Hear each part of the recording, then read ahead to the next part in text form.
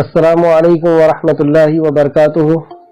الحمد للہ ان الحمد للہ نحمده ونستعینه ونستغفره ونعوذ باللہ من شرور انفسنا ومن سیئات اعمالنا من يهده الله فلا مضل له ومن يضلل الله فلا هادي له واشهد ان لا اله الا الله واشهد ان محمدا عبده ورسوله اما بعد فان خير الحديث كتاب الله وخير الهدي هدي محمد صلى الله عليه وعلى آله وسلم وشر الأمور محدثاتها وكل محدثة بدعة وكل بدعة ضلالة وكل ضلالة في النار۔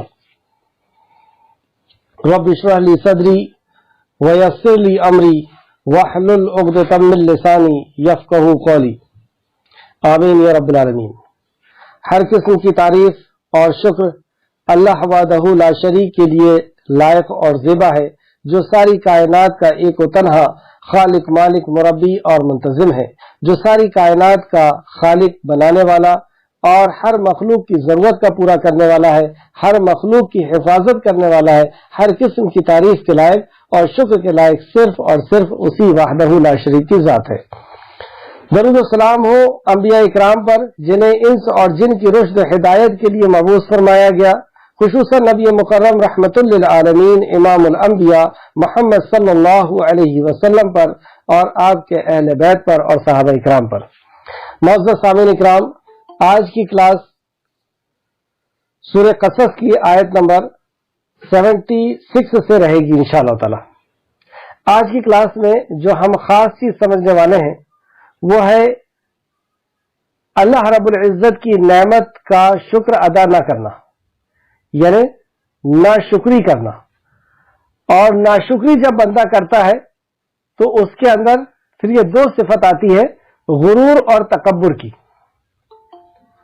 اور شکر ایک ایسی نعمت ہے اللہ رب العزت کی، اللہ رب العزت جسے شکر کرنے والا دل عطا فرما دے تو یہ ایسی عظیم نعمت ہے کہ اللہ فرماتا ہے لَإِن شَكَرْتُمْ لَأَزِيدَنَّكُمْ، کہ تم اگر شکر کرو گے تو تمہیں نعمت اور بڑھا دی جائے گی۔ وَإِن كَفَرْتُمْ، تو ناشکری نہیں کہا، کفر کہا اللہ رب العزت نے، کہ جو شکر ادا نہیں کرتا وہ کفر کرتا ہے۔ آج کی کلاس میں چند لوگوں کے کیریکٹر کو ہم دیکھنے والے ہیں، ان کے حالات کا ہم جائزہ لینے والے ہیں، جیسے قارون۔ اور کچھ لوگ وہ ہوں گے جو قارون کو نصیحت کریں گے، یعنی دائی، جو نہی عن المنکر کا فریضہ انجام دیں گے، برائی سے روکیں گے۔ تیسرا کیریکٹر ہوگا حسرت کرنے والے لوگ، کہ قارون کی دولت کو دیکھ کر کے حسرت کریں گے کہ ہمیں بھی ایسی دولت دی جاتی، ہمیں بھی ایسی شان و شوکت اور ٹھاٹ باٹ دیا جاتا۔ چوتھے وہ لوگ ہوں گے جو علم والے ہوں گے، جو سمجھ رہے ہوں گے کہ کیا صحیح ہے کیا غلط ہے اور کس چیز کے اوپر حسرت کرنا چاہیے، کس چیز کی لالچ انسان کو کرنا چاہیے۔ یہ علم والوں کا بھی کیریکٹر دیکھیں گے۔ اور پانچواں، نصیحت حاصل کرنے والوں کے بارے میں ہم دیکھیں گے کہ کچھ لوگ ایسے بھی ہوں گے جو قارون کے یا دولت والوں کے انجام کو دیکھ کر کے نصیحت حاصل کر لیتے ہیں۔ یہاں قارون سے مراد دولت والے کو دیکھ کر کے وہ نصیحت حاصل کر لیتے ہیں۔ تو یہ پانچ جو کیریکٹر ہیں، اس میں ہم اپنے آپ کو دیکھیں گے کہ ہم کہاں پر ہیں، کیونکہ ہم تو نصیحت قرآن سے ہم کیوں پڑھ رہے ہیں، قرآن کو کیوں سیکھ رہے ہیں، کیوں سمجھ رہے ہیں، کیونکہ اللہ نے فرمایا کہ اس میں تمہارا ہی ذکر ہے۔ تو ہم اس پانچ میں سے کہاں پر ہیں؟ اگر ہم تباہ اور برباد ہونے والوں میں سے ہیں تو ہم اپنی اصلاح کر لیں۔ تو نصیحت اور وصیت کے لیے ہم اللہ رب العزت کے کلام کو پڑھ رہے ہیں کہ اس میں ہمارا کہاں ذکر ہے، اچھے لوگوں میں ذکر ہے یا برے لوگوں میں ذکر ہے۔ تو بہرحال آیت نمبر 76 میں بات شروع ہوتی ہے قارون کے تعلق سے۔ اللہ فرماتا ہے اعوذ باللہ من الشیطان الرجیم ان قارون کان من قوم موسیٰ فبغى علیہم۔ ان قارون، بے شک قارون، کانا تھا من قومی، قوم میں سے، موسیٰ کی قوم میں سے تھا، یعنی موسیٰ علیہ السلام کی قوم یعنی بنی اسرائیل میں سے تھا، بنی اسرائیل میں سے تھا یعنی مسلم تھا۔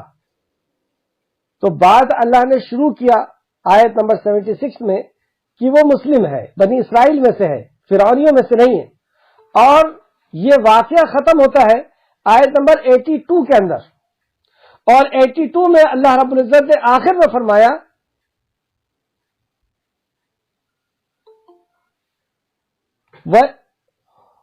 وَكَأَنَّهُ لَا يُفْلِحُ الْكَافِرُونَ، اس کو اللہ رب العزت نے کافر کہا ہے۔ بات شروع ہوئی آیت نمبر 76 سے کہ وہ بنی اسرائیل میں سے ہے، وہ موسیٰ کے اہل میں سے ہے، اور خاتمہ، اور پھر بیچ میں انجام دکھایا گیا، کیریکٹر دکھایا گیا قارون کا، اس کا عمل دکھایا گیا، اور پھر آخر میں اس کے انجام کو بتا دیا کہ یہ یفلح الکافرون کی فلاح نہیں پاتے کافر، اس کو کافر کہا۔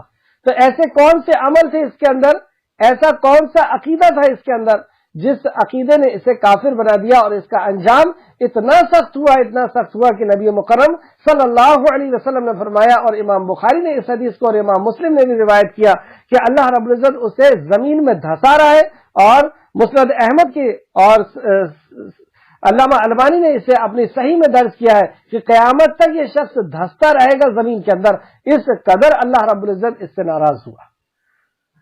اور آج جب ہم ان آیتوں کو پڑھیں گے تو ہماری بھی روح کانپ جائے گی کہ ہمارے بھی تو عقیدے کچھ اسی طرح ہیں، ہمارا کیا انجام ہونا ہے، ہم بھی مریں گے، قبر میں جائیں گے، اور کیا ہمیں قبر کے اندر دھسایا جائے گا؟ کیا قبر کو آپس میں ملا کر کے ہماری پسلیوں کو ایک دوسرے سے ملا دیا جائے گا؟ کیا وہاں پر بھی ہمارے اوپر بڑے بڑے اللہ رب العزت کے طرف سے جو ہے ایسے ظالم نہیں، ایسے سخت فرشتے مقرر کیے جائیں گے کہ وہ مار کر کے اور پھاڑیں گے اور پھر جوڑیں گے؟ اس طریقے سے ہمارے ساتھ کیا ہونا ہے؟ مرنا تو ہمیں بھی تو قبر میں جانا ہے، وہاں پہ ہم دھسائے جانا ہے، یا ہمیں جنت کے لباس اور جنت کے بچھونے میں ہمیں سلایا جانا ہے؟ اس چیز کو ہم لوگ آج سمجھیں گے انشاءاللہ تعالی۔ چلے آیت نمبر 76 اعوذ باللہ من الشیطان الرجیم ان قارون کان من قوم موسیٰ فبغى علیہم، بے شک قارون موسیٰ کی قوم میں سے تھا، موسیٰ کی قوم میں سے تھا یعنی بنی اسرائیل میں سے تھا اور مسلم تھا، اور یہ موسیٰ علیہ السلام کے چچا زاد بیٹا ہے، یہ یعنی چچا زاد بھائی ہے، موسیٰ علیہ السلام کے چچا کا بیٹا ہے، اور موسیٰ علیہ السلام کی خالہ کا بھی بیٹا ہے، یعنی اس سے ڈبل رشتے تھے، آپ کی خالہ کا نکاح اس کا مطلب آپ کے چچا سے ہوا تھا، تو یہ چچا کا اور خالہ کا بیٹا اتنا قریبی رشتہ ہے اس کا۔ اور بعض روایت کے اعتبار سے یہ اس دور کی جو بھی کتابیں ہو ان کتابوں کا عالم بھی تھا، یہ یا صحیفے جو اللہ رب العزت کی طرف سے جو وحی تھی اس وحی کا عالم بھی تھا، یعنی تورات کا یا اور کچھ لیا جا سکتا ہے اس سے، یہ حافظ بھی تھا، کچھ روایتوں میں یہ بھی آتا ہے کہ تورات کا حافظ بھی تھا، اور یہ علم والا تھا اور ذہین تھا۔ اچھا، اللہ رب العزت نے جب اس کا ذکر کیا علم کے ساتھ تو یہ نہیں کہا کہ یہ اپنے آپ کو علم والا کہتا تھا لیکن یہ علم والا نہیں تھا، اس سے یہ پتہ چلا کہ واقعی یہ علم والا تھا۔ آگے آیت آئے گی جو اس بات کی دلیل ہوگی کہ یہ واقعی علم والا تھا، یہ اور ذہین تھا، خوبصورت بھی تھا، اور بے تحاشا اللہ رب العزت نے اسے دولت عطا کی تھی۔ موسیٰ علیہ السلام نے اس دولت کا حق ادا کرنے کا اسے کہا کہ جو چیز اصل میں ہماری ضرورت سے زیادہ ہوتی ہے وہ اس میں کسی اور کا حق ہوتا ہے، تو یہ بھڑک گیا اور فرعونیوں سے جا ملا، اور سرکشی میں اور زیادہ یہ بڑھنا شروع ہو گیا۔ اب آیت دیکھتے ہیں، بے شک قارون موسیٰ کی قوم میں سے تھا۔ اچھا، یہ اس قدر ظالم شخص تھا یا حق کا ادا نہ کرنے والا شخص تھا کہ موسیٰ علیہ السلام کو جب اللہ رب العزت نے دنیا والوں کو یا قوم والوں کو سمجھانے کے لیے، دعوت دینے کے لیے بھیجا، تو اللہ رب العزت فرماتا ہے سورہ مومنون آیت نمبر 23 اور 24، نوٹ کریں جلدی سے، سورہ مومنون آیت نمبر 23-24، اور ہم نے موسیٰ کو اپنی نشانیاں اور کھلی دلیل کے ساتھ فرعون، حامان اور قارون کی طرف بھیجا۔ یہ تین بڑے ظالموں کا اللہ رب العزت نے ذکر کیا موسیٰ علیہ السلام کے ساتھ، کہ موسیٰ علیہ السلام کو ہم نے ان کے طرف بھیجا۔ تو ظاہر سی بات ہے کہ ان کے جو ماتحت لوگ ہیں وہ بھی بات کو سن لیں گے، سمجھ لیں گے۔ تو یہ سردار قسم کے لوگ تھے، یہ ظلم کے بادشاہ لوگ تھے۔ یہ کون؟ فرعون جو سب سے بڑا ظالم تھا، حامان جو اس کا وزیر تھا، اور یہ ایک شخص جو مسلمانوں میں سے تھا، قارون۔ آیت کی طرف واپس آئے۔ بے شک قارون موسیٰ کی قوم میں سے تھا، پھر اس نے ان پر ظلم کیا۔ قارون نے ان پر ظلم کیا۔ کون سا ظلم ہے یہ؟ کیسا ظلم ہے یہ بات آگے کلیئر ہوگی آیت کے ہی روشنی میں۔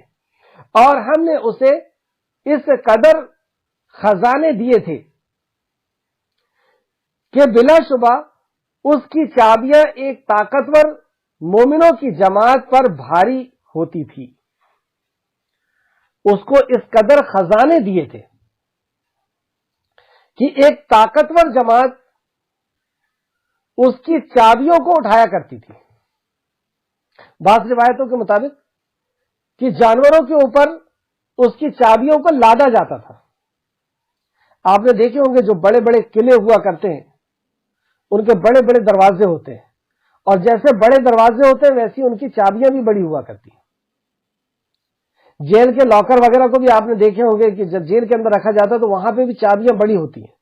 تو ایسے جہاں پہ بڑے خزانے ہوا کرتے ہیں اس کی چابیاں بھی بڑی بڑی ہوا کرتی تھی، تو ایسی چابیوں کو لے کر کے ایک جماعت چلتی تھی۔ تو آپ سوچ سکتے ہیں کہ وہ کتنا دولت مند ہوگا، کتنے بڑے بڑے اس کے خزانے ہوں گے کہ ان کی چابیوں کو لادنے کے لیے جانوروں کی جماعت لگ رہی ہے، یا مومنوں کی، یا مسلمان، یا انسانوں کی جماعت لگ رہی ہے۔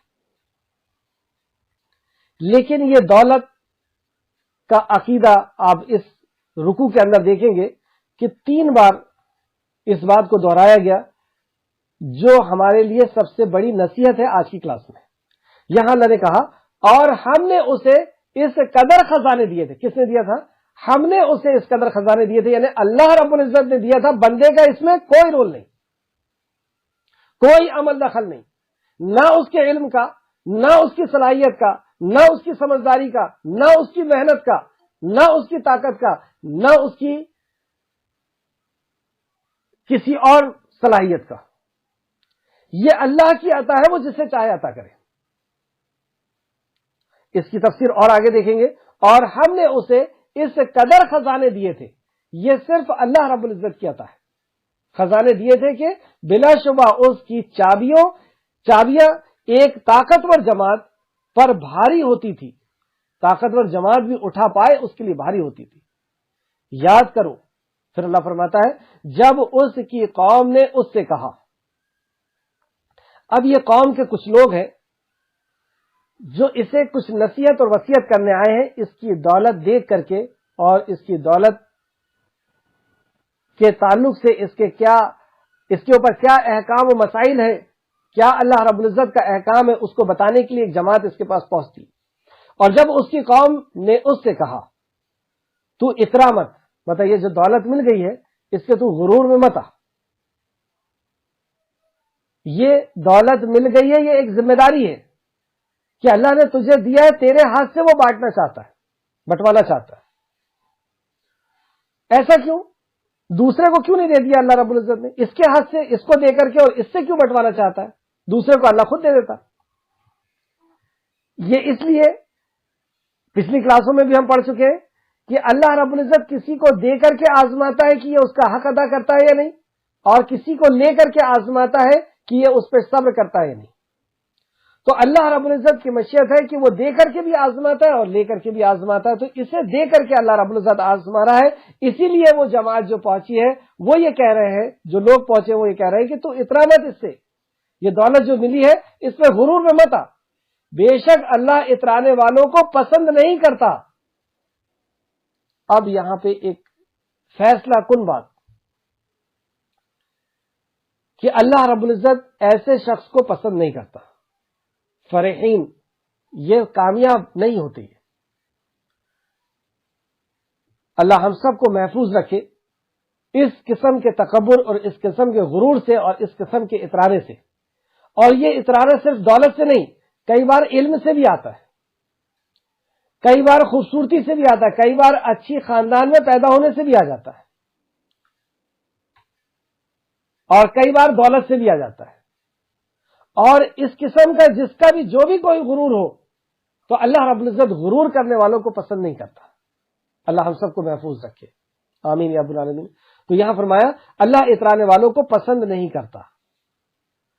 تو ہمیں چاہیے کہ ہم اس کی تلاش میں رہیں کہ جس کو اللہ پسند کرتا ہے. دو ہی چیز ہو سکتی، یا تو ہم پسند کرنے والوں میں سے ہوں گے یا ان میں سے ہوں گے جنہیں اللہ پسند نہیں کرتا. آیت نمبر 77. اور جو کچھ اللہ نے تجھے دیا ہے، پھر یہ دوسری بار آ رہا ہے، یہ تیرا اس میں کوئی کمال نہیں، اللہ نے تجھے دیا ہے. اس میں تیرے علم کا، تیری خوبصورتی کا، تیری نسل کا، کہ موسیٰ علیہ السلام کی ہی اور یا یعقوب علیہ السلام. اچھا یعقوب علیہ السلام کے پوتے کا پوتا ہے یہ، تو انبیاء کی خاندان میں سے. یہ ساری نسبت دولت کے لیے کوئی معیار نہیں ہے اللہ رب العزت کے پاس. اللہ نے فرعون کو بھی دولت دیا، حامان اور ادھر دیکھیں آپ تو سلیمان علیہ السلام کو بھی دولت دیا. تو یہ دولت کا ملنا نہیں ملنا، اس کے لیے کوئی جو ہے اللہ کے پاس کوئی پیمانہ اللہ نے نہیں بنایا کہ ایمان والا ہے تو اس کو دیا جائے گا، نیک ہے تو اس کو دیا جائے گا، نرم دل ہے تو اس کو دیا جائے گا. کچھ نہیں.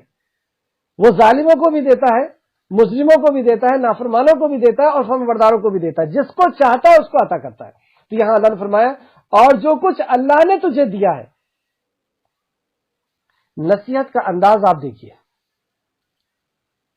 اور یہاں پہ ایک اور بہت اہم چیز سیکھنے کی کہ جب ہم کسی کو دعوت دیتے ہیں جا کر کے تو اکثر و بیشتر یہ ہوتا ہے کہ تأمرون بالمعروف کرتے ہیں، ہم بھلائی کا حکم دیتے ہیں کہ بھائی صاحب نماز پڑھ لیجئے، بھائی صاحب آپ ایسا کریے، ایسا کریے، ایسا کریے. اور نہی عن المنکر کا فریضہ انجام اکثر و بیشتر لوگ نہیں دیتے. برائی سے روکنا. کیوں ایسا؟ کیونکہ اس کو برا لگ جائے گا. جب اس کے اندر ہم شرک کو اس کو بتائیں گے کہ یہ تم شرک کر رہے ہو، یہ بدعت کر رہے ہو، تو وہ برا مان جائے گا. اس لیے اکثر ہم لوگ جو ہے یہ نہی عن المنکر کا فریضہ انجام نہیں دیتے، جبکہ یہ دونوں چیز ایک ساتھ ہے. جہاں پہ تأمرون بالمعروف ہے وہیں پر منکر سے روکنے کا بھی اللہ رب العزت نے حکم دیا. جب بیلنس بنے گا، صرف آپ بھلائی کی دعوت دیتے رہیں گے تو برائی سے رکے گا انسان کیسے؟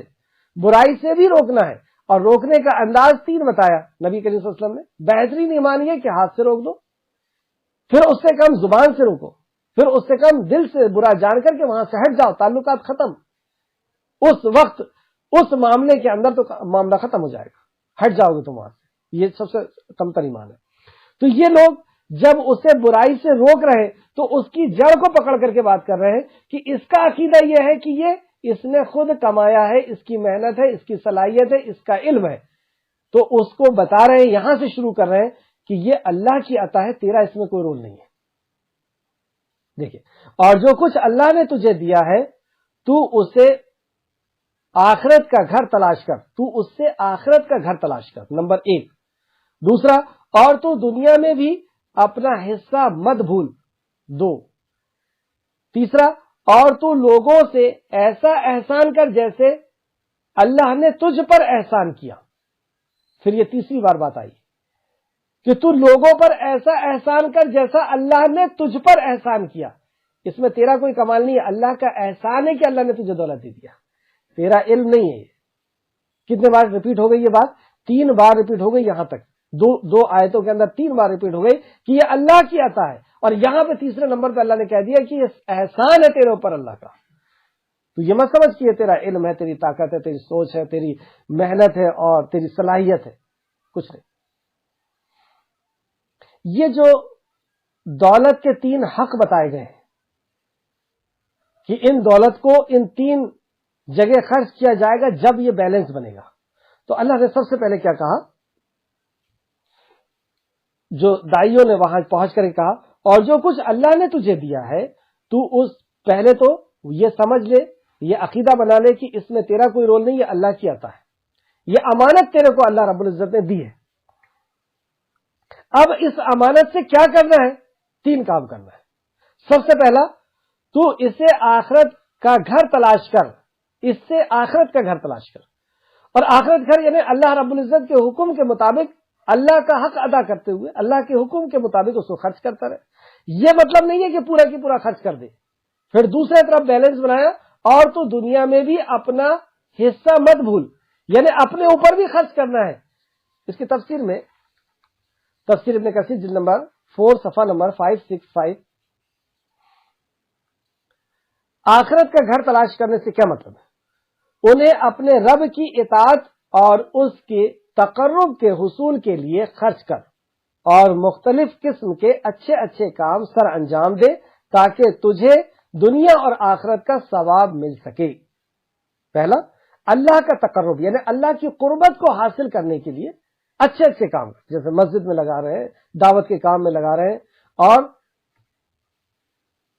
کچھ اور جہاں پہ اللہ رب العزت جہاں سے راضی ہوتا ہے ایسی جگہ میں لگا رہے ہیں۔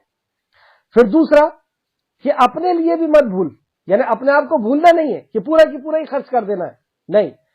دوسرا، اپنے اوپر مت بھول، یعنی اللہ تعالی نے کھانے پینے، لباس، رہائش، یعنی جس گھر میں تم رہتے ہو، جو لباس پہنتے ہو، جو کھانا پینا ہے، رہائش، اور شادی بیاہ کے جن کاموں کی جائز قرار دیا ہے، شادی بیاہ میں جن کاموں کو جائز قرار دیا ہے انہیں ضرور اختیار کیجئے، کیونکہ تمہارے رب کا بھی تم پر حق ہے، تمہاری نفس کا بھی تم پر حق ہے، تمہاری بیوی کا بھی تم پر حق ہے، اور تمہارے بچوں کا بھی، تمام لوگوں کا بھی تم پر حق ہے، اور تمہارے مہمانوں کا بھی تم پر حق ہے۔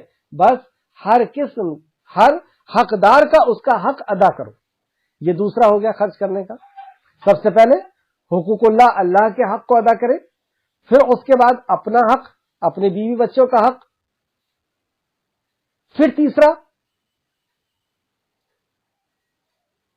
اور احسان کر جس طرح اللہ نے تیرے پر احسان کیا ہے کہ تجھے یہ امانت دے دی ہے، یہ احسان ہے اللہ کا، یہ دولت تجھے دے دی ہے، یعنی جیسے اللہ تعالیٰ نے تجھ پر احسان فرمایا ہے تو بھی اس کی مخلوق کے ساتھ احسان کر، جیسے وہ کہا گیا نا کہ تو اہل زمین پر مہرباں ہو اور عرش والا تجھ پر مہرباں ہوگا۔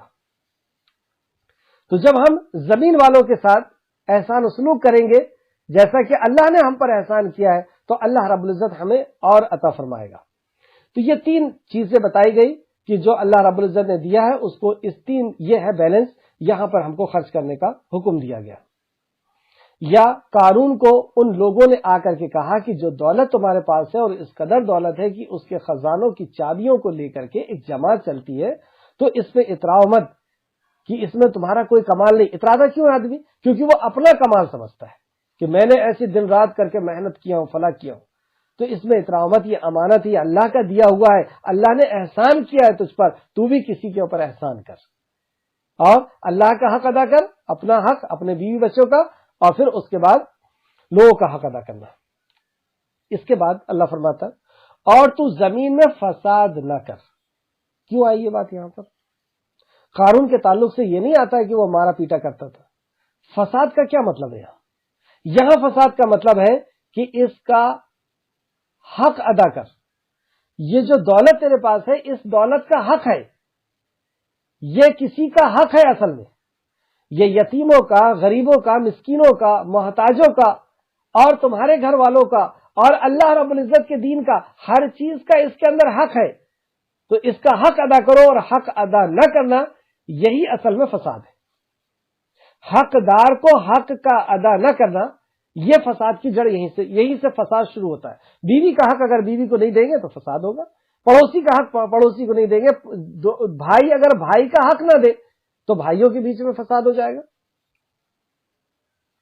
رشتہ دار اگر رشتہ دار کا حق نہ دے تو وہاں فساد ہو جائے گا، دکاندار اگر گراہک کا حق ادا نہ کرے تو وہاں پہ فساد ہو جائے گا۔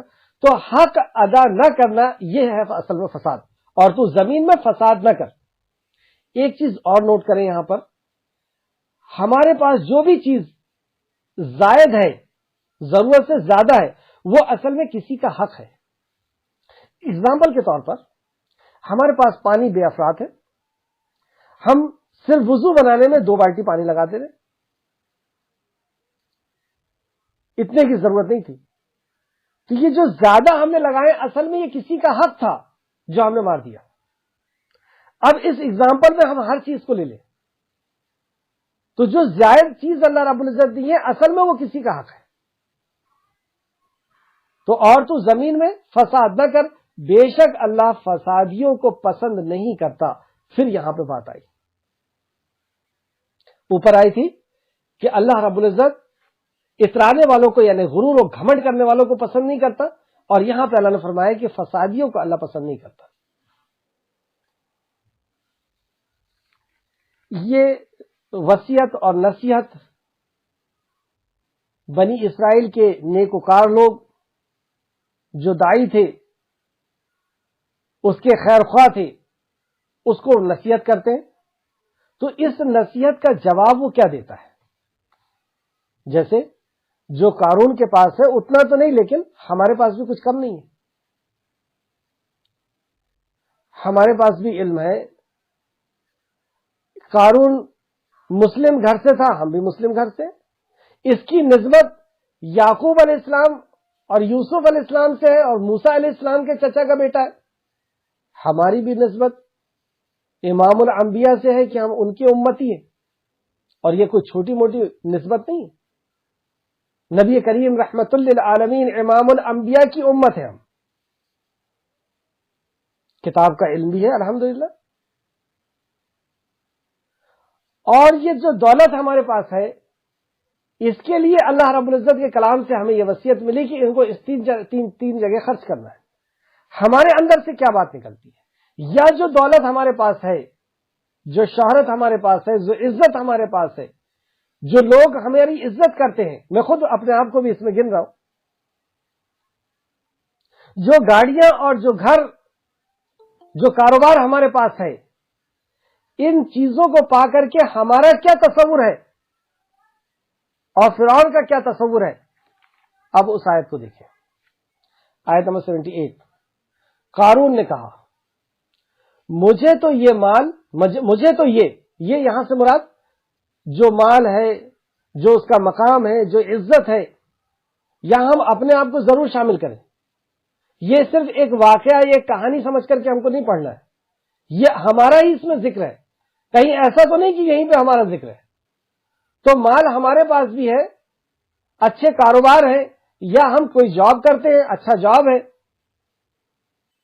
یا ہمارے اندر کوئی ایسی صلاحیت ہے کہ ہم کوئی چیز کو ایجاد کرتے ہیں, کوئی جو ہے کوئی ہماری فیکٹری ہے یا کوئی مشین ہم چلانا جانتے ہیں, ہمارا بڑا سا گھر ہے, اچھی گاڑیاں ہیں, زاو جلال ہے, سب کچھ ہے, منصب ہے, اور خاندان سے, اچھی خاندان سے ہمارا رشتہ ہے. تو یہ سب چیز کیسے ملی ہم کو؟ اس کے بارے میں ہماری کیا سوچ ہے؟ جو آج اس مقام تک ہم آ گئے,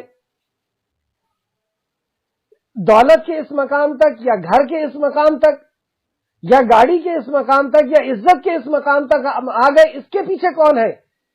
اس کے پیچھے اب خود اپنے دل پر ہاتھ رکھ کے سوچیں کہ قارون نے کہا مجھے تو یہ مال محض اس علم کے بنا پر دیا گیا ہے جو میرے پاس ہے. میرا علم ہے, میں نے رات دن محنت کر کے علم حاصل کیا ہے, صلاحیت حاصل کیا ہے, اس صلاحیت کے بنا پر مجھے یہ ملا ہے. ہماری کیا سوچ ہے؟ ہم اپنا محاسبہ کریں. کیا اندر سے یہ بات نہیں نکلتی کہ جو اتنی بڑی دکان کھڑی ہوئی ہے, اتنا بڑا جو مکان کھڑا ہوا ہے, اتنی بڑی کلاس, الحمدللہ 70 لوگ, محنت ہے, صلاحیت ہے, علم کی وجہ سے ملا ہے. اللہ اکبر. اگر ایسی سوچ ہے کہ یہ علم کی وجہ سے یا میری صلاحیت کی وجہ سے یا میری محنت کی وجہ سے ملا ہے, یہ آخر میں چل کر کے اللہ نے کہا یہ کفر ہے. یہ جو چیز عطا ہوئی ہے اس میں ہمارا کوئی رول نہیں, نہ ہمارے علم کا، نہ ہماری صلاحیت کا، نہ ہماری محنت کا، یہ اللہ کی عطا ہے۔ اور اس پہ اگر آپ غور کریں تو دنیا میں ہم چل کر کے دیکھیں کہ جس منصب پہ ہم ہیں ہم سے کئی گنا زیادہ صلاحیت والے ہیں لیکن اس منصب پہ نہیں آئے۔ جو دولت ہمارے پاس ہے ہم سے کئی گنا زیادہ محنت کرنے والے ہیں جو اس دولت کو نہیں حاصل کر سکے۔ ہمیں جو عزت ملی ہے ہم سے زیادہ ویلفیئر کا کام اور اچھے کام کرنے والے دوسرے لوگ تھے جو اس عزت تک نہیں پہنچے۔ کئی بڑی بڑی ڈگریاں لے کر کے لوگ اپنی فائلوں میں گھوم رہے ہیں اور کسی کے پاس کچھ بھی نہیں ہے یا فرضی کوئی چیز ہے اور وہ بہت اوپر چلا گیا۔ اس میں اس کی کوئی صلاحیت نہیں، اس کا کوئی دماغ نہیں۔ بڑے بڑے دماغ والے آپ دیکھیں خاک چھان رہے ہیں، اور بعض دفعہ ایسے لوگ آپ کو دکھیں گے جو دماغ ہی نہیں، جو پاگل تو نہیں کہنا لیکن بہت کمزور دماغ کے ہیں، لیکن تھوڑا بہت کاروبار کر کے اور اللہ رب العزت نے انہیں یا بغیر کاروبار کر کے بھی دے دیا۔ اللہ کاروبار کا بھی محتاج نہیں، تمہارے علم کا بھی محتاج نہیں، تمہارے محنت کا بھی اللہ رب العزت محتاج نہیں کہ تم محنت کرو گے تو میں تمہیں عطا کروں گا، تمہارے پاس علم ہوگا تو میں تمہیں عطا کروں گا، تمہارے پاس ڈگری ہوگی، تمہارے پاس جگہ ہوگی، تمہارے پاس اچھی صلاحیت اور یا اچھی زبان ہوگی تو میں تمہیں عطا کروں گا۔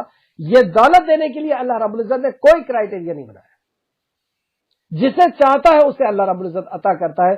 اللہ رب العزت سے دعا ہے کہ یہ بات میرے اور آپ سب کے ذہن میں آئے خالق مالک، تو ہمارے دلوں میں یہ بات ڈال دے، ورنہ یہ ہماری بربادی کے لیے یہی ایک عقیدہ کافی ہو جائے گا کہ ہم جو چیز ہمیں عطا ہوئی ہے اس کا کریڈٹ ہم اپنی نفس کو، اپنے علم کو، اپنی صلاحیت، اپنی طاقت، اپنی محنت کو ہم دے دیں اور اپنے آپ کو تباہ و برباد کر دیں۔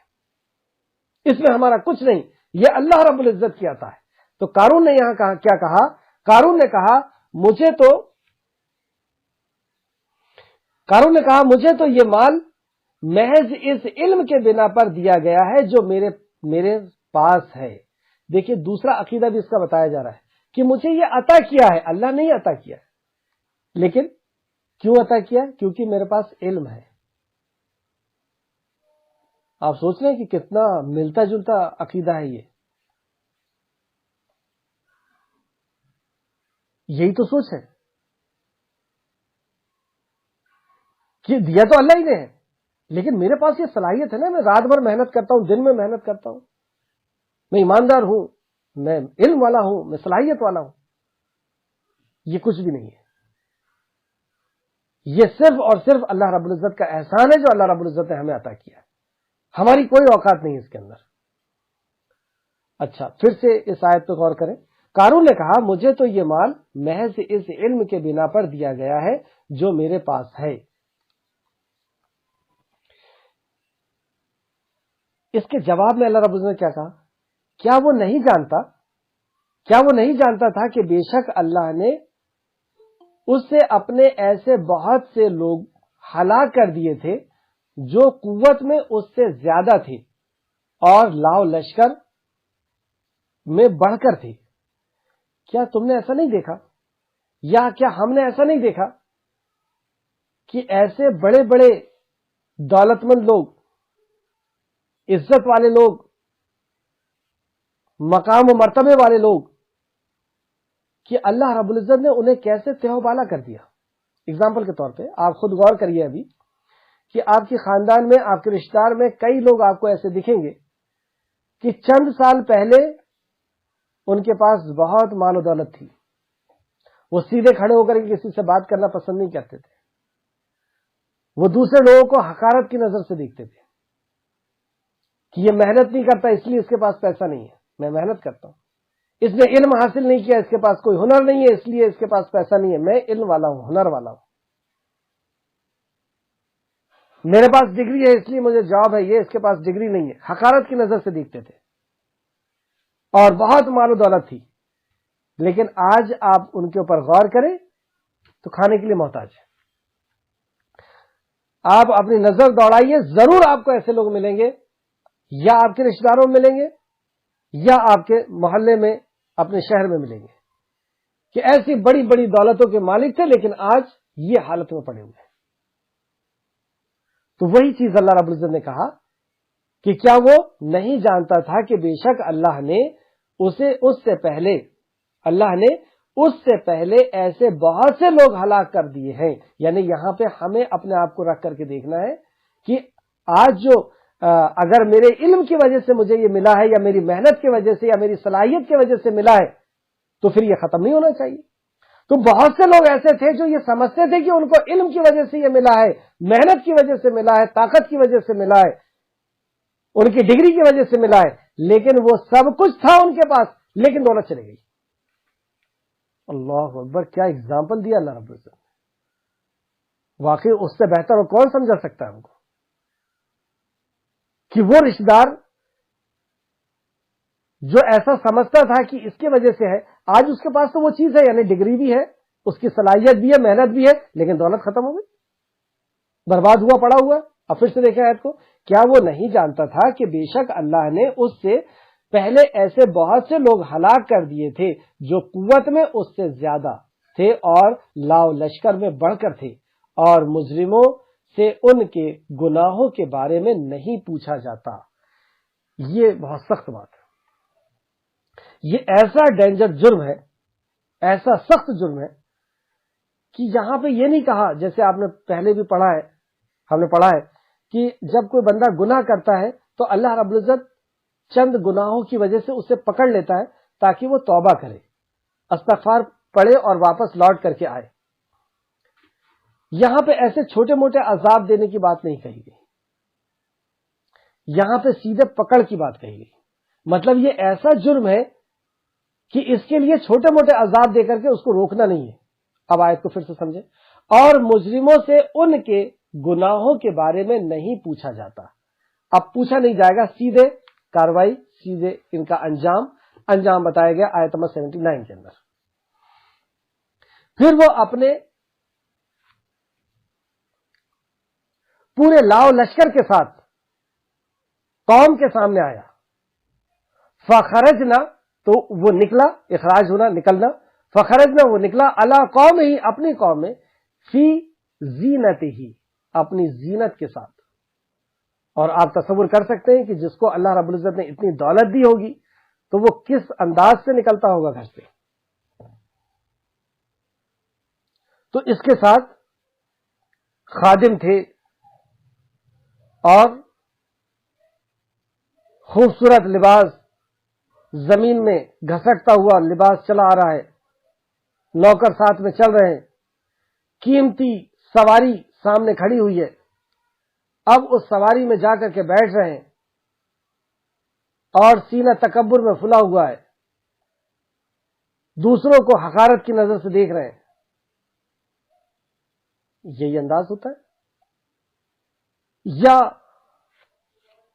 ہم اپنے معاشرے میں دیکھیں, جب ہم یا لوگ, اللہ ہم سب کو محفوظ رکھے, جب دیکھتے ہیں ایک بڑا سا بنگلہ ہے, اس میں سے ایک شخص نکلا, سوٹ بوٹ پہنا ہوا ہے, اس نے بہترین سوٹ ہے, بوٹ بھی ہے, ساتھ میں اس کی میم صاحب بھی چلی آ رہی ہیں, خوبصورت عورت,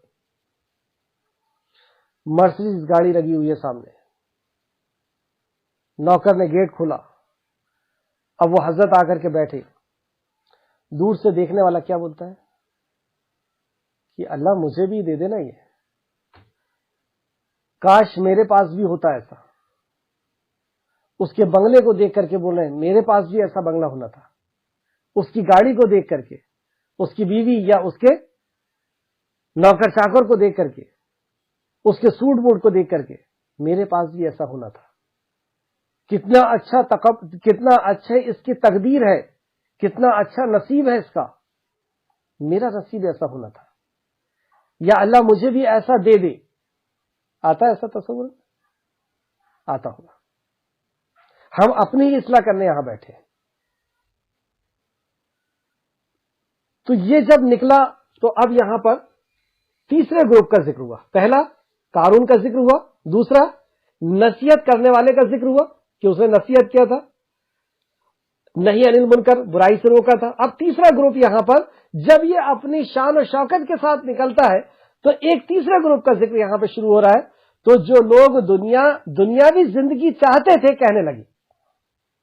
جب یہ اپنی شان کے ساتھ جب نکلتا ہے اور نبی مکرم نے فرمایا کہ 2 سبز چادر لپیٹے ہوئے اور چادر زمین میں گھسٹتے ہوئے چلی جا رہی تھی اور قیمتی سواری سامنے کھڑی ہوئی تھی، اس سواری کے اوپر جا کر کے بیٹھ رہا تھا. تو اس منظر کو دیکھ کر کے کچھ لوگ کہتے ہیں، تو جو لوگ دنیاوی زندگی چاہتے تھے ان کی پہچان اللہ رب العزت نے پہلے بتا دی کہ یہ وہ لوگ نہیں ہیں، یہ دنیاوی زندگی چاہنے والے لوگ ہیں. تو وہ کیا کہنے لگے؟ وہ کہنے لگے کاش ہمارے لیے بھی اس مثل ہوتا، ہمارے لیے بھی اس کے جیسا ہوتا. کاش. اللہ اکبر، کتنی بات ٹچ ہوتی ہے یہ ہم لوگ کی زندگی سے. کیا بنگلوں کو دیکھ کر کے، گاڑیوں کو دیکھ کر کے، اچھے کپڑوں کو دیکھ کر کے کیا تصور نہیں آتا؟ یہ اللہ محفوظ رکھے ہمیں ایسے تصور سے. بہت سے ایسے ہوں گے اس کلاس کے اندر کہ جن کو ان سب چیزوں کا کوئی فرق ہی نہیں پڑتا، کوئی فرق نہیں پڑتا. اور واقعی جب ہم قرآن مقدس سے صحیح طور پر جڑ جائیں گے نا تو ہمیں ان سب چیزوں کا کوئی وقت ہی نہیں ہوگی اس کی. تو جن لوگوں کو دنیا کی زندگی کی چاہ ہوتی ہے وہ ایسا کہنے لگا کاش ہمارے لیے بھی اس مثل یعنی اس کے جیسا ہوتا جو قارون کو دیا گیا ہے، جو اسے دیا گیا، کاش ہمارے پاس بھی ایسا ہوتا. بلا شبہ وہ بڑے نصیب والا ہے، اس کو وہ نصیب والا کہتا ہے. یہ ایک جماعت ہے. ہم ڈھونڈے اپنے آپ کو کہیں ہم بھی اس میں تو نہیں ہیں. کسی کی گاڑی کو، کسی کے بنگلے کو، کسی کے گھر کو، کسی کے کچن کو دیکھ کر کے، کسی کی ٹائلز کو دیکھ کر کے کہیں ہم بھی تو ایسا نہیں بولتے کہ میرے پاس بھی ایسا ہونا چاہیے، میرے پاس بھی ایسی فریج ہونا تھا، فلاں ہونا تھا. یہ بڑا نصیب والا ہے، اس کے پاس تو شوہر ہے، اس کے پاس تو بچے ہیں، یہ بڑی نصیب والی ہے، میں تو نصیب والی نہیں. تو یہ دنیا کی زینت کو دیکھ کر کے یہ دنیا دار قسم کے لوگ ایسے للچاتے ہیں اور اس کو وہ نصیب والا کہتا ہے. اب چوتھے گروپ کا ذکر، آیت نمبر 80. اور جن لوگوں کو علم دیا گیا تھا، اللہ ہم سب کو علم عطا فرما دے. اور علم کیا ہے؟ سورہ بقرہ کے اندر بتایا گیا کہ علم اللہ کی وحی کو علم کہتے ہیں. اور جن لوگوں کو علم دیا گیا تھا انہوں نے کہا افسوس تم پر. علم والا ایسی سوچ والوں کے اوپر کیا کہتا ہے؟ افسوس ہے اس کے اوپر، کچھ نہیں سمجھا، یہ کچھ نہیں جان پایا. تو جن لوگوں کو علم دیا گیا تھا انہوں نے کہا افسوس تم پر، اس شخص کے لیے تم ایسا کہہ رہا، اس شخص کے لیے اللہ کا ثواب بہت بہتر ہے جو ایمان لایا اور اس نے نیک عمل کیے. تم پر افسوس ہے، تم کس کے جیسا بننا چاہ رہے ہو، کیا ہونا چاہ رہے ہو تم، جبکہ بہتر تو وہ ہے جو ایمان لا لے اور عمل صالح کرے. تمہیں تو اس کو دیکھ کر کے حسرت کرنا چاہیے کہ اس نے کیسا ایمان لے آیا اور کیسا عمل صالح کر رہا ہے. کیا نبی مکرم صلی اللہ علیہ وسلم نے یہ نہیں فرمایا کہ تم میں بہتر وہ جو قرآن سیکھے اور سکھائے؟ یا دوسری طرف فرمایا کہ کیا تم نے نہیں دیکھا کہ جسے دین مل گیا، جسے اسلام مل گیا، اسے دنیا اور معافیہ سے قیمتی چیز مل گئی. اگزامپل کے طور پہ دنیاوی اگزامپل میں دیتا ہوں آپ کو. ایک شخص ہے جو ٹرین سے سفر کر رہا ہے اور اس کو سفر بہت اچھا ملا، یعنی بوگی بھی اچھی مل گئی اور اے سی روم مل گیا اس کو.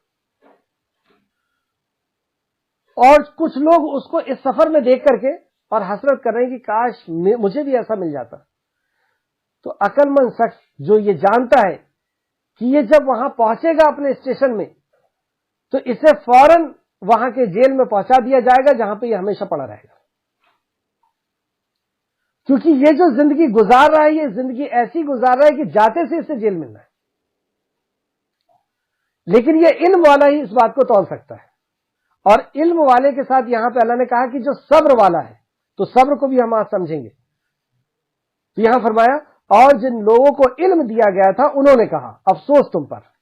مطلب کیسی سوچ ہے تمہاری، اس حقیر دنیا کے پیچھے تم لوگ لگے ہوئے ہو. حسرت، دیکھیے آدمی جس چیز کی حسرت کرتا ہے نا اس چیز کو پا لیتا ہے. جس چیز کو وہ ایم بناتا ہے اپنی زندگی کا کہ مجھے یہاں تک پہنچنا ہے، وہ وہاں تک بالکل پہنچ جاتا ہے.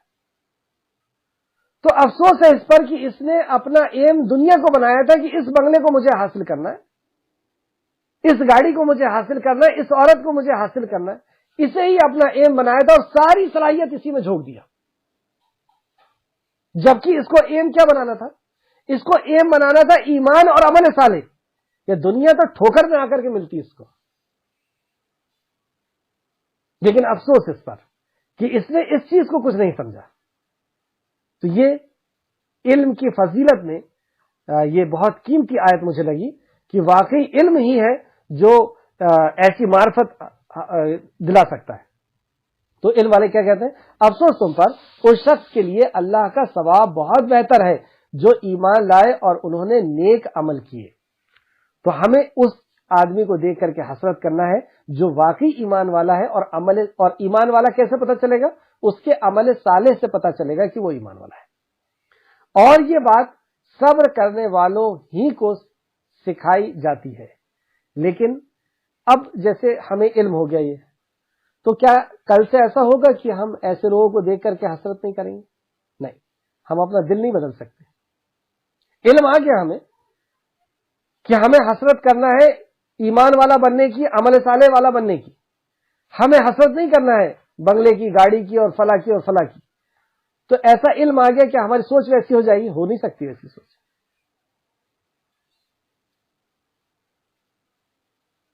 کب ہوگی وہ سوچ؟ یہاں بتایا.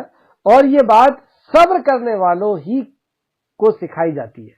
اب صبر کیا چیز ہے؟ 4 چیزیں صبر کے اندر ہوتی ہے. بارہا یہ بات بار بار بتائی گئی ہے. یہ بات سب سے پہلے معصیت سے رک جانا، گناہ سے رک جانا، اللہ کی نافرمانی سے رک جانا، اور رکنے میں جو تکلیف ہو اس پہ صبر کرنا. دوسرا، نیکی کے کام کرنے میں جو تکلیف آتی ہے اس پہ صبر کرنا. تیسرا، نیکی کے کام کو روکنے میں جو روکتے ہیں لوگ اور اس روکنے میں جو تکلیف آتی ہے اس پہ صبر کرنا.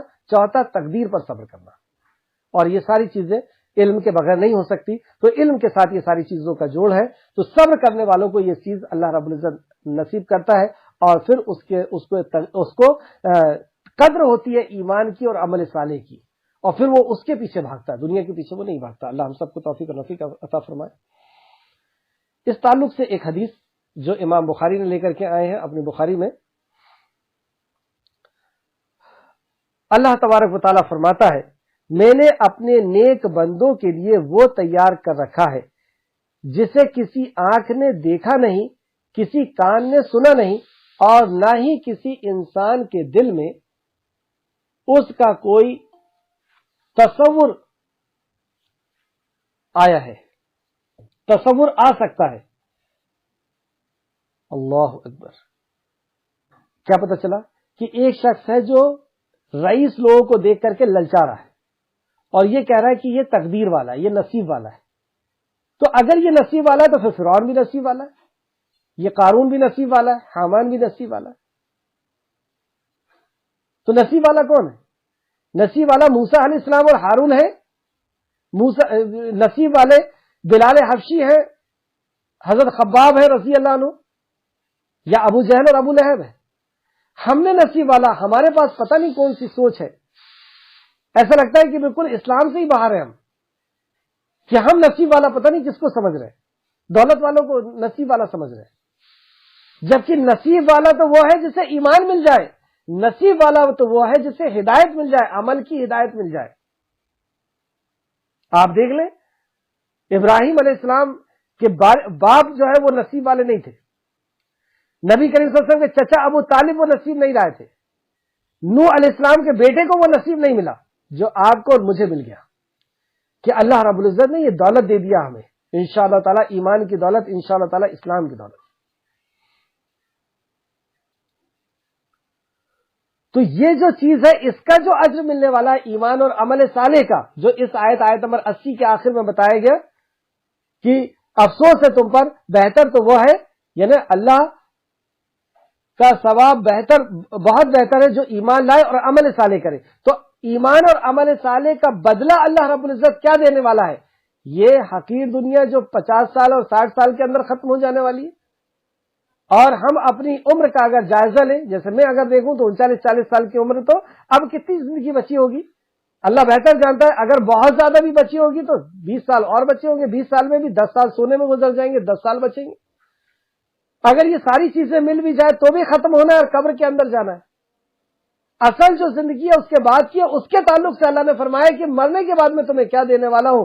اللہ تبارک و تعالیٰ فرماتا ہے میں نے اپنے نیک بندوں کے لیے، قارون جیسے کے لیے نہیں، جو دولت پا کر کے یہ سوچیں کہ یہ میری علم کی وجہ سے، میری صلاحیت اور میری طاقت کی وجہ سے، اور اللہ کا دیا ہوا مال اللہ رب العزت نے جہاں کہاں ہے وہاں خرچ نہ کرنے والوں کے لیے نہیں۔ اللہ نے فرمایا، اللہ تعالیٰ فرماتا ہے یہ میں نے اپنے نیک بندوں کے لیے وہ تیار کر رکھا ہے، یعنی اس دنیا سے جیسی یہ ٹرانسفر ہو کر کے انتقال ہو کر کے منتقل ہوں گے، انتقال مطلب منتقل ہونا، یہاں سے کہیں چلے جانا، ٹرانسفر ہونا، تو میں نے اپنے نیک بندوں کے لیے وہ تیار کر رکھا ہے جسے کسی آنکھ نے دیکھا نہیں۔ اللہ اکبر، کیسی وہ نعمتیں ہوں گی، کسی آنکھ نے نہیں دیکھا، اللہ نے اس کو ایسا بنا کر کے محفوظ کر کے رکھا ہے، نہ کسی کان نے اس کو دیکھا سنا ہے، اور نہ ہی کسی کے وہم و گمان میں وہ چیز گزری ہے۔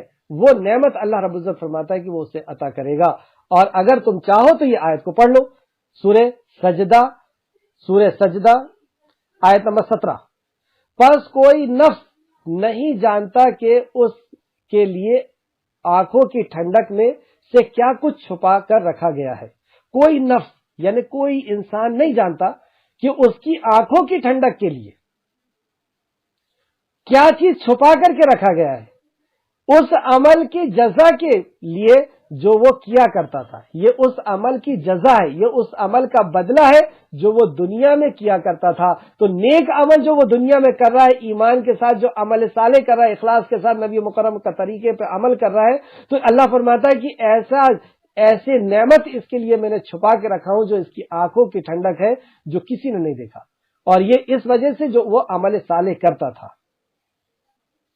اور وہ صرف صبر کرنے والوں کے لیے ہی ملے گا۔ اسے امام بخاری نے روایت کیا، بخاری شریف حدیث نمبر 3244، مسلم شریف حدیث نمبر 2824۔ آیت کے آخر میں کہا اور وہ صرف صبر کرنے والوں ہی کو ملے گا۔ صدی نے کہا ہے، صدی رحمۃ اللہ علیہ جو مفسرینوں میں سے ہے نے کہا ہے کہ اس کے معنی یہ ہے کہ جنت صرف سب صابر لوگوں ہی کے لیے ہے۔ انہوں نے گویا کہ اس اہل علم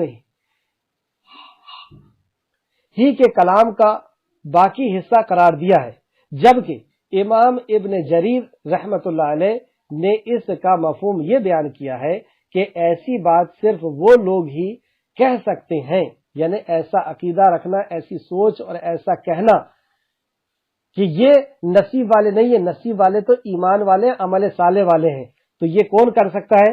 صدی کہتے ہیں نے اس کا مفہوم یہ بیان کیا ہے کہ ایسی بات صرف وہ لوگ کہہ سکتے ہیں جنہوں نے صبر کو اختیار کرتے ہوئے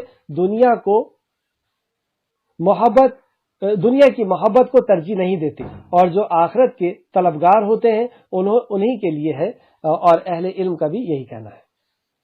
چلیں آخر آیت نمبر 81 اور آج کی کلاس کی آخر 2 آیت۔ چنانچہ ہم نے اسے اور اس کی قوم کو، اب اس کا انجام، سب سے پہلے اس کو اللہ رب العزت نے جو عطا کیا تھا، عطا کیا کیا تھا؟ عطا اس کو اللہ رب العزت نے سب سے پہلے اس کا نسب بہت اونچا تھا، یہ اس کا نسب یعقوب اور یوسف علیہ السلام سے ملتا تھا، یہ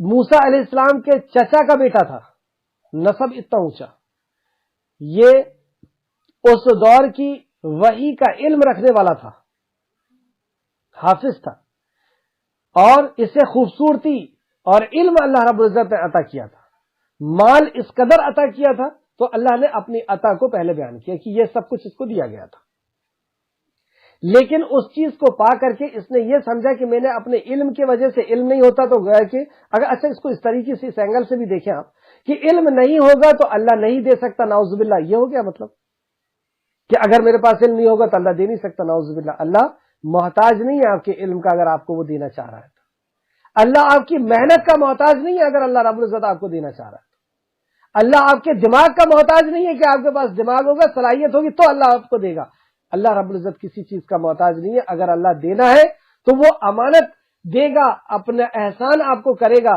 کہ وہ امانت کو تم صحیح طور پہ اس کا حق جو ہے وہ ادا کرتے ہو یا نہیں کرتے ہو۔ یہ دے کر کے وہ آزما رہا ہے اور لے کر کے آزما رہا ہے، اس میں ہماری کوئی صلاحیت نہیں، کوئی صلاحیت نہیں، ہمارا اس میں کوئی عمل دخل نہیں۔ جو نعمت اللہ، جو دولت اللہ نے دی ہے، یہ اس کی عطا ہے۔ یہی آج کی کلاس کا خلاصہ ہے۔ اللہ رب العزت آپ سب کے اور میرے دل دماغ کے اندر اس بات کو پیوست کر دے کہ ہماری کوئی صلاحیت نہیں ہے ہماری عزت میں، ہماری دولت میں، ہماری شہرت میں، ہمارے منصب میں، کسی چیز میں ہماری کوئی وقت اور کوئی صلاحیت نہیں ہے۔ یہ صرف اور صرف ہمارے خالق اور مالک کی عطا ہے، اور یہی چیز ہمارے اندر انکساری لے کر کے آئے گی، یہی چیز ہمارے اندر سے تکبر اور غرور کو ختم کرے گی۔ اللہ رب العزت ہم سب کو عطا فرمائے۔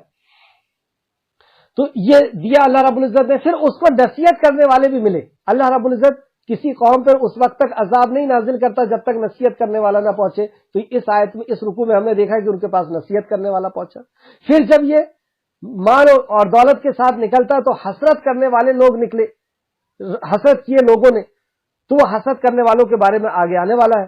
پھر علم والوں نے ان کو دیکھا اور علم والے سمجھ گئے کہ اس کے اوپر حسرت نہیں کرنا ہے، حسرت تو اس کے اوپر کرنا ہے جسے ایمان اور عمل صالح مل گیا۔ اب اس نے جو تکبر کیا تھا، اس تکبر کا نتیجہ، تکبر یعنی اللہ کی ناشکری جو کیا تھا، اور یہ ناشکری جو میں کہہ رہا ہوں اس کو بھی آپ نوٹ کریں۔ قارون نے، اس بات کو نوٹ کریں جو یہ جملہ میں کہہ رہا ہوں، قارون نے اپنی قوم کی خیر خواہی کو ٹھکراتے ہوئے، یعنی قوم والے آئے تھے اس کی خیر خواہی کر رہے تھے کہ یہ دولت کو 3 حصے میں بانٹنا ہے، اور اپنے رب کی ناشکری کرتے ہوئے کہا، کیا کہا؟ قارون نے کہا مجھے تو یہ مال محض اس علم کے بنا پر دیا گیا ہے جو میرے پاس ہے۔ یہ تفسیر سعدی کے حوالے سے میں نے اس بات کو لکھا ہوں، تفسیر سعدی رحمۃ اللہ علیہ، کہ اس نے ناشکری کرتے ہوئے کہا تھا۔ یہ ناشکری ہے کہ مجھے میرے علم کی وجہ سے یہ ملا ہے، یہ ناشکری ہے۔ اور ہم جانتے ہیں کہ شیطان نے اللہ رب العزت سے یہی کہا تھا کہ اے اللہ مجھے مہلت دے دے، اکثر کو تو ناشکرا پائے گا۔ یہ ناشکرا نہیں ہوتا، اصل میں یہ کفر ہوتا ہے۔ جو ناشکرا ہوتا ہے، جیسے اللہ نے کہا لئن شکرتم لازیدنکم، جو شکر کرے گا ہم اس کی نعمت کو اور بڑھائیں گے۔ وَإِن کفرتم، تو شکر کے اپوزٹ میں ناشکری نہیں ہے، کفر ہے۔ تو اس نے جو یہ کفر کیا کہ یہ دولت جو ہے یہ میرے علم کی وجہ سے مجھے ملی ہے، تو اس کے تعلق سے اللہ رب العزت نے اس کا انجام کیا کیا؟ انجام کو ہم دیکھتے ہیں آخر 2 آیتوں میں، آیت نمبر 81، چنانچہ ہم نے اسے اور اس کی گھر کو زمین میں دھسا دیا۔ اللہ ایسا ناراض ہوا کہ اس کو اور اس کے گھر کو زمین میں دھسا دیا۔ اس تعلق سے اس آیت کو پورا لیتے ہیں، پھر حدیث بتاتا ہوں۔ پھر اس کے لیے اس کے حامیوں، مطلب اس کے جو ساتھی تھے یا اس کے حمایتی تھے، کوئی ایسی جماعت نہ تھی جو اللہ کے مقابلے میں اس کی مدد کرتی، اور نہ وہ بدلہ لینے والوں میں سے تھا۔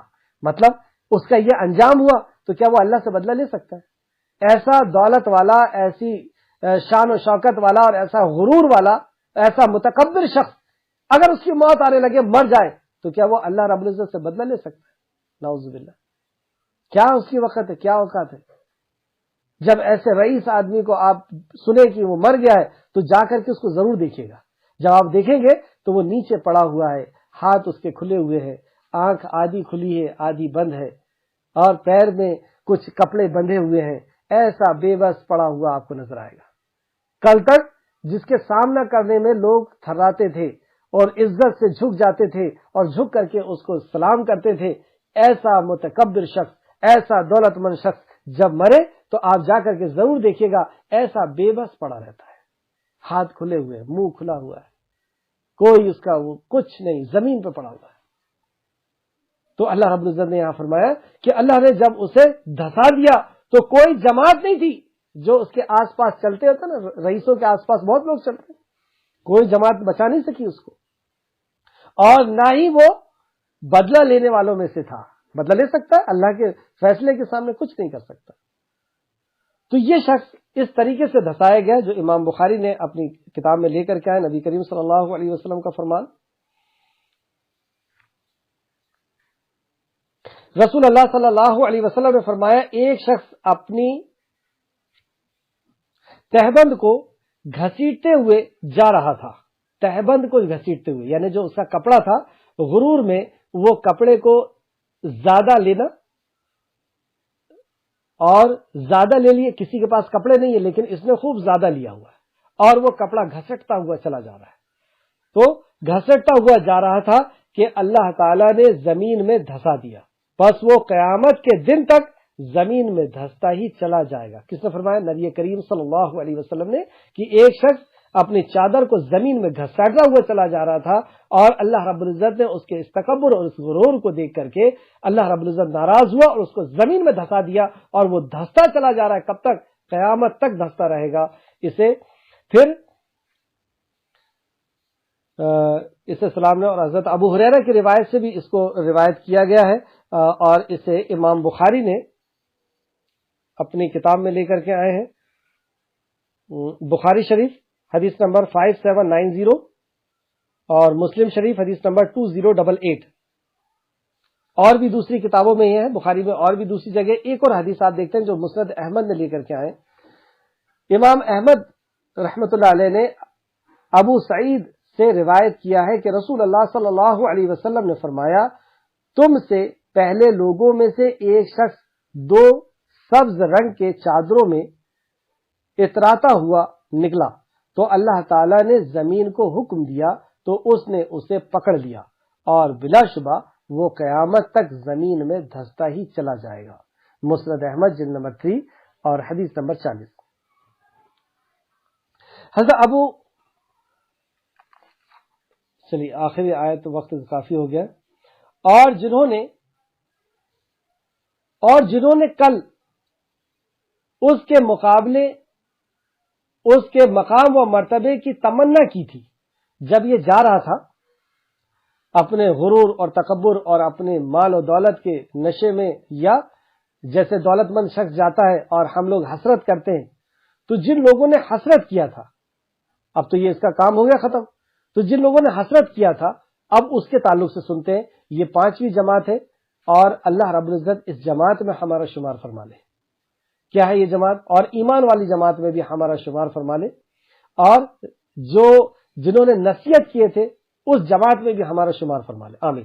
تو جنہوں نے کل اس کے مقام و مرتبے کی تمنا کی تھی، کچھ لوگ تھے نا جو اس کے مقام و مرتبے کی تمنا کر رہے تھے، وہ ایمان والوں کی اور عمل کرنے والوں کے مقام و مرتبے کی تمنا نہیں کر رہے تھے، وہ گاڑی والوں کے، بنگلے والوں کے اور موٹر والوں کی اس کی تمنا کر رہے تھے، اس کے تعلق سے اللہ فرماتا ہے، اور جنہوں نے کل اس کے مقام و مرتبے کی تمنا کی تھی وہ صبح اٹھتے ہی کہنے لگے، ہائے شامت، اللہ اپنے بندوں، ہائے شامت مطلب اس کی شامت آ گئی، اور ہم یہ کیا کرنے والے تھے، ہم یہ کیا کر رہے تھے، ہم اس کے جیسا بننے کی، اور یہ کہہ رہے تھے یہ نصیب والا ہے، ہماری شامت آ گئی تھی، ہم اس کے جیسا بننا چاہتے تھے اور ہم اس کو نصیب والا بنانا چاہتے تھے، کتنا بڑا جرم کر رہے تھے ہم۔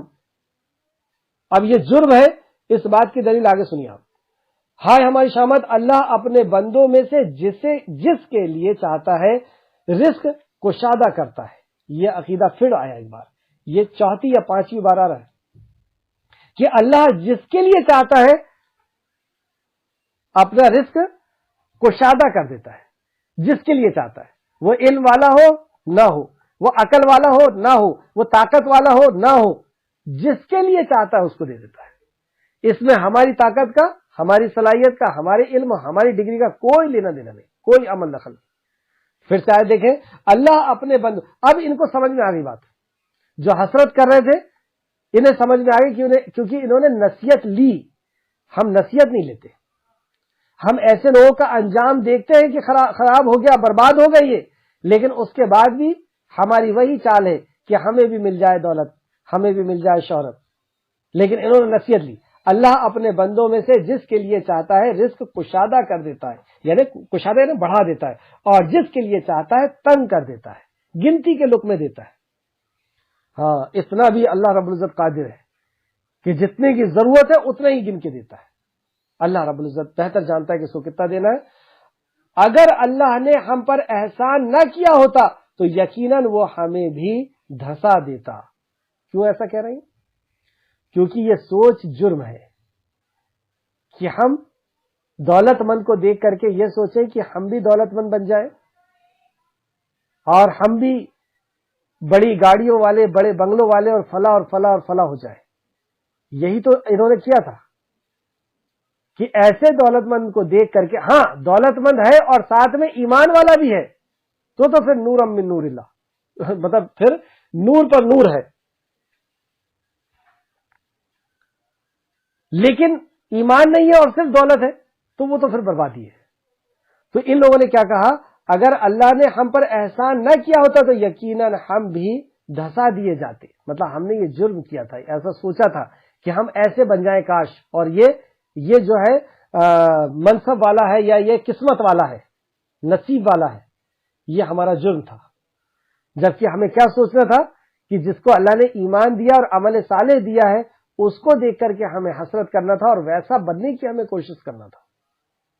تو پھر سے دیکھیں، اگر اللہ نے ہم پر احسان نہ کیا ہوتا تو یقیناً وہ ہمیں بھی دھسا دیتا۔ ہائے شامت، ہائے شامت، کافر فلاح نہیں پاتے۔ اب اس قارون کو یہاں پہ کافر کہہ دیا آخر میں اللہ نے۔ لا یفلح، لا ہرگز نہیں، یفلح فلاح پاتے، کافرون کافر، تو قارون کو یہاں پہ کافر کہہ دیا، جبکہ اس کا نسب، اس کا گھرانہ، اس کا علم سب بتا دیا اللہ نے پہلے، لیکن اس کا عمل کیا تھا کہ جو دولت دی تھی اللہ نے اس نے یہ سمجھا کہ یہ میرے علم کی وجہ سے مجھے ملی ہے، میں اس کا حقدار ہوں اس لیے مجھے ملا ہے۔ تو اللہ رب العزت نے اس نے کفر کیا، یہ شکر ادا نہیں کیا، جیسے تفسیر سعدی کے حوالے سے میں نے آپ کو جو بتایا، اسی آیت کی تفسیر میں تفسیر سعدی نے لکھا ہے کہ اس نے جو نصیحت کی گئی تھی اس کا جواب اس نے جو ہے ناشکری سے دیا، ناشکرا پن سے دیا، اور یہ اس کا کفر تھا۔ اللہ رب العزت سے دعا ہے کہ اللہ رب العزت ایسے کفر سے ہم سب کو محفوظ رکھے۔ آخر میں ایک حدیث اور سماعت کر لیں۔ حضرت ابن مسعود رضی اللہ عنہ سے مرفوع روایت ہے، حدیث ہے، بے شک اللہ تعالی نے تمہارے اخلاق کو بھی بے شک اللہ تعالیٰ نے تمہارے اخلاق کو بھی تم میں اس طرح تقسیم کیا ہے جیسے کہ اس نے تمہارے رزق کو تم میں تقسیم کر دیا ہے۔ مال تو اللہ تعالیٰ اسے بھی عطا کرتا ہے جسے وہ پسند کرتا ہے اور جسے وہ پسند نہیں فرماتا، لیکن ایمان صرف اس کو عطا فرماتا ہے جسے وہ پسند فرماتا ہے۔ سبحان اللہ، کتنی پیاری حدیث ہے۔ مال تو وہ ہر کسی کو عطا کرتا ہے، جس کو پسند کرتا ہے، جس کو نہیں کرتا، جو کافر ہے، جو منافق ہے، جو مشرک ہے، اس کو بھی مال اللہ رب العزت عطا کرتا ہے، مومنوں کو بھی عطا کرتا ہے، لیکن ایمان صرف اس کو عطا کرتا ہے، اسلام صرف اس کو عطا کرتا ہے جسے اللہ پسند فرماتا ہے۔ یہ مسند احمد کی حدیث تھی، مستدرک حاکم حدیث نمبر 95، 94، اور سلسلۃ الصحیح ناصر الدین البانی نے سلسلۃ الصحیح میں اس کو نقل کیا ہے، حدیث نمبر 2714۔ تفسیر ابن کثیر دارالسلام جلد نمبر 4 صفحہ نمبر 568۔ آپ لوگ دیکھ رہے ہیں کہ اتنی پیاری پیاری حدیثیں میں آپ کو تفسیر ابن کثیر سے بتاتا ہوں، لیکن مجھے بہت افسوس ہوا کہ کئی دنوں سے اعلان چل رہا ہے کہ تفسیر ابن کثیر دارالسلام کی اردو والی آ گئی ہے، لیکن اس کے بعد بھی جو بکنگ ہوئی ہے صرف 5 کتابوں کی ہوئی ہے۔ اس سے یہ پتہ چلتا ہے کہ آپ لوگوں کا علم سے کیسا تعلق ہے، علم سے کیسی محبت ہے۔ بہت مجھے اس بات کی تکلیف ہے کہ اتنی قیمتی حدیثیں اور اتنی قیمتی تفسیر میں آپ کو اس سے بتا رہا ہوں، لیکن اس کے بعد بھی آپ لوگوں کے اندر تڑپ نہیں ہو رہی کہ ہم اس کو حاصل کریں، جبکہ اگر دارالسلام کی آپ اس کو لیں گے تو اگر سعودی پرنٹ یا دارالسلام کی پرنٹ اگر آپ اس کو لیں گے تو آن لائن آپ دیکھ سکتے ہیں یہ 8,000 روپے کی ہے، لیکن یہ انڈین پرنٹ ہے جو آپ کو صرف 2500 میں دی جا رہی ہے۔ لیکن بہت افسوس کی بات ہے کہ ہمیں علم سے ہمارا کیا تعلق ہے۔ اللہ رب العزت سے دعا ہے کہ اللہ رب العزت ہمیں ہمارا تعلق علم سے کر دے، اور علم سے زیادہ اور اللہ کی وحی کے علم سے زیادہ کوئی قیمتی چیز نہیں۔ اللہ اس کی قدر ہم سب کو عطا فرما دے، آمین یا رب العالمین۔ اے اللہ جب تک زندہ رکھ، ایمان اور اخلاص کے ساتھ عمل صالح کی توفیق عطا فرما، جب ہمارا خاتمہ فرما تو ایمان اور اخلاص کے ساتھ ہمارا خاتمہ فرما، آمین یا رب العالمین۔ السلام علیکم ورحمۃ اللہ وبرکاتہ۔